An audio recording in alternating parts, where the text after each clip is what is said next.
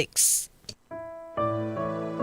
Pagbasa sa Aklat ng Kawikaan, Kabanata 13, Talata 1 hanggang 25. Ang anak na may unawa ay nakikinig sa kanyang ama, ngunit walang halaga sa palalo ang paalala sa kanya. Natatamo ng mabuti ang bunga ng kanyang kabaitan, ngunit ang ninanasan ng masama ay puro karahasan. Ang maingat magsalita ay nag-iingat sa kanyang buhay, ngunit ang taong madaldal ay nasasadlak sa kapahamakan. Ang tamad ay nangangarap ngunit hindi natutupad, ang hangarin ng masikap ay laging nagaganap. Ang taong matuwid ay namumuhi sa kasinungalingan, ngunit ang salita ng masama ay nakakahiyang pakinggan. Ang mabuti iniingatan ng kanyang katuwiran, ngunit ang masamay ipinapahamak ng likong pamumuhay. May taong nagkukunwang mayaman subalit wala naman, ngunit ang iba'y nag-aayos mahirap bagaman sila ay mayaman. Ang yaman ng isang tao ay pantubo sa kanyang buhay, ngunit sa isang mahirap, ito ay hindi nakababahala. Ang matuwid ay tulad ng maningning na ilaw, ngunit ang masama ay lamparang namamatay. Ang kapalaluan ay nagbubunga ng kaguluhan, ngunit ang pakikinig sa payo ay nagbabadya ng karunungan. Ang kayamanang tinamo sa daya ay madaling nawawala, ngunit ang kayamanang pinaghirapan ay pinagpapala. Ang matagal na paghihintay ay nagpapahina ng kalooban,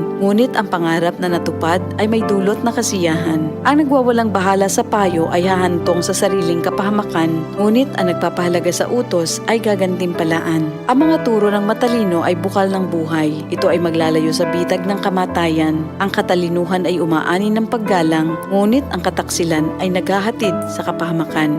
Ang katalinuhan ng isang tao ay nakikita sa kanyang gawa. Sa kilos ay nakikilala ang taong walang unawa. Ang masamang tagapagbalita ay lumilikha ng kaguluhan, ngunit ang mabuting tagapamagitan ay lumulutas ng alitan. Kahihiyan ng kasasadlakan ng hindi nakikinig sa saway, ngunit ang tumatanggap ng payo ay mag-aani ng karangalan. Ang pangarap na natupad ay may dulot na ligaya, ngunit ayaw iwan ng masama ang kasamaan niya. Ang nakikisama sa may unawa ay magiging matalino, ngunit ang kasama ng mangmang ay masusuong sa gulo. Ang hinaharap ng masama ay kahirapan sa buhay, ngunit sagana ang pagpapalang sa matuwid ay naghihintay. Ang matuwid ay nag-iiwan ng pamana hanggang sa kaapu-apuhan, at sa matuwid na uuwi ang naipon ng isang makasalanan. Ang bukid ng mahihirap may pangakong kasaganaan, ngunit ito'y nasasayang dahil sa kawalan ng katarungan. Mapagmahal na magulang, anak ay dinidisiplina. Anak na di napapalo, di mahal ng magulang. Ang matuwid ay sagana sa lahat ng kailangan,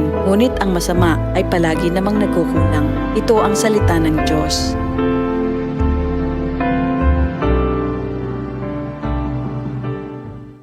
DCXL News, ang himpilan ng RMN.